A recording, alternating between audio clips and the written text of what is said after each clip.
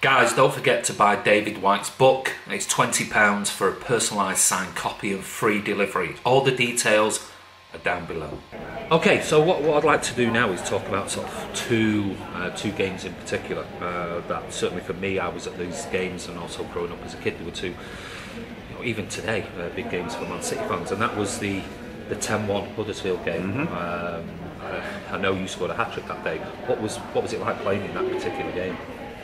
It was just one of those games where everything seemed to go right. Well, early on, I think it was Duncan Shearer who had a chance, or a couple of chances, and maybe they were on top early on. Then Neil scored the goal, and from then it just went mad. But to be honest with you, I got to sort of 8-0, 8-1, and I'd been a bit part player, very much a bit part player. The first half, the lads on the left-hand side, Simo and Andy Hinchcliffe, were absolutely incredible. Everything was going down that side, and we went in at half-time. It was 4-0. I scored a tap-in from about a yard, and I'd hardly touched it. I hadn't played badly. It was just that everything was going down the other side, and Simo in particular was having an absolute worldie of a game.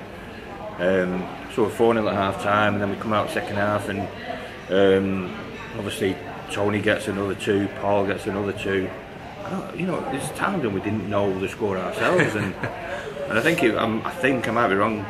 I know Andy scored at 8 or 9. I think Andy May got a penalty for them, and then I've just got the Kipaks behind me singing "We want 10, we want 10, we want 10," and there's time to do it.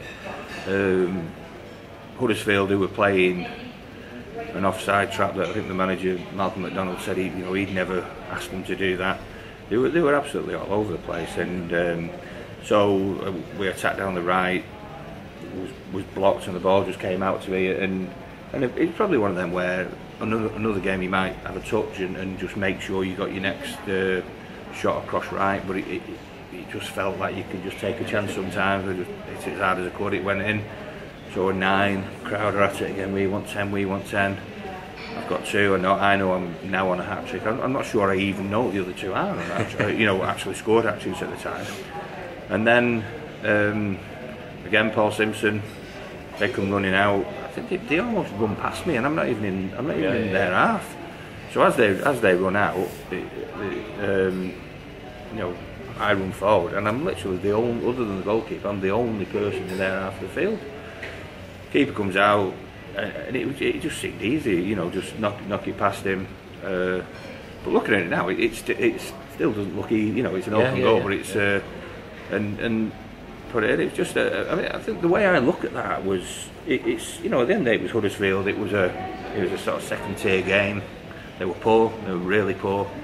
But 10 goals is an achievement that I don't think anybody's done it since, as far as I know. And it's 30 years ago. Yeah, I mean, when you look at it, and like you say, it's so unique, and City fans still shout for it sometimes today. Yeah. When we played the likes of last season with Watford, we're beating teams 6-0, and it's so difficult. And you said, oh well, sometimes you lose track of the score, and you don't know what's happening, and you don't know what's coming up. I mean, we had a team last season that were putting 5 past Liverpool, 6 past Watford. It just shows you how difficult, even with the attacking players that we've got today, how difficult it is to score 10. I think the thing is these days you protect players a lot more. I think 2 things. I think firstly, you're playing in the Premier League, and it's a lot more tempting to shut up shop. So if you're 4-0 at half time, the manager's just going to say, listen, no more. So you've got one manager saying, the rest of these players, don't put too much energy into it, and you put in players who are still great players on, but lesser players on. And then the other team, who the manager's saying, shut up shop. Don't attack. We'll just go 2 banks of 5, and make it. So it becomes much more difficult. It was just that day, and as I say, to sit here now, 30 years on, and be the person who got 9 and 10 is incredibly special for me. Even though it was a nothing game and against a nothing team, it was. It is. I often think, why did that happen to me? I feel like it was bestowed on me in some way. Why was that? the opportunity to get those all important 9th and 10th, because 8-1 would have been great, but it wouldn't have been anything like. So, I mean, as we're chatting about it now, I mean, obviously we've got Huddersfield coming up on Sunday, so another 10 for us on Sunday. Yeah, and it's still being celebrated now, because I know I'm at the game, I know Paul Stewart's at the game, I don't know who else has been invited, but I believe some others, and you know, so it's great that it's still remembered, and right that it should be, because it was some achievement, and for you see 3 main forward players to all score a hat trick.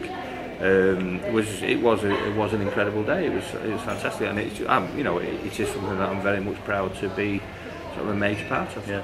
One of the other games, obviously that stands out certainly as fans, was the 89 game against United in September, the 5-1. Yeah. For us as fans, we've gone through, you know, hell winning, certainly against the old adversaries United, and that game for us certainly was special. What was it like as a player? I think I look at it very differently, in all honesty, from the Huddersfield game, and probably from you guys, the way you guys do, because it was as much as the performance on the day was great. Obviously some brilliant goals. It was nice to be part of that, and you know, I think we certainly celebrate the last goal. I think Andy's goal was you know, possibly one of the best that we've ever seen at Main Road, and to be part of that, and one of the best crosses. Well, people often say to me, you know, people will say that's the best cross we've ever seen at Main, which is fantastic. And the victory was sweet at the time, really, really sweet. But at the end of the day, for me, as a Man City player, playing in games against Man United, it was pretty embarrassing, if I'm being told, you know, overall. So, you know, I really find it a bit hypocritical, and from my point of view, and I really struggle to celebrate what was one game in amongst a load of absolute less than mediocrity against United, and was a month or so before we lost 6-0 at Derby County and we lost our manager. So it was very, very much a false start. And as much as we celebrated that performance, and you know, we should have celebrated it until the next derby, and had those rights at the time, if you like, the bragging rights. But ultimately, you know, it was the only game I ever won against Man United, and that's an embarrassment to me as a City fan and a City player. I grew up and watched City during a period where we had some great battles against United and won many of them. I remember that it was 4-0 in '76, the game Colin got his injury, and you know, we were more than competitive against United for all the time that I used to watch those games, and it wasn't really, I think, until Kevin Keegan came to the club and suddenly we became competitive against them again, so it's particularly in terms of you know, I wouldn't put the downer on that period of time during which I played on City as maybe other people might. I think there were some good times. But in terms of Manchester Derby, it was terrible. So I, as much as yes, I enjoyed that game.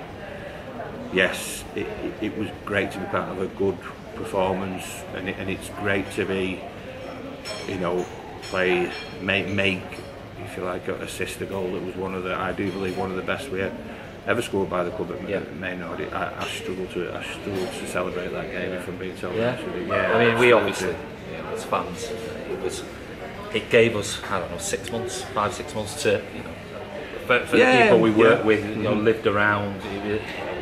We had nothing, like you said, we had nothing really to cheer about. But other than that game, ultimately, we were getting relegated. And you know, if it wasn't for Howard Kendall turning up later on that season, we would have got relegated. So that period, really. That period against in the Derby games for sure.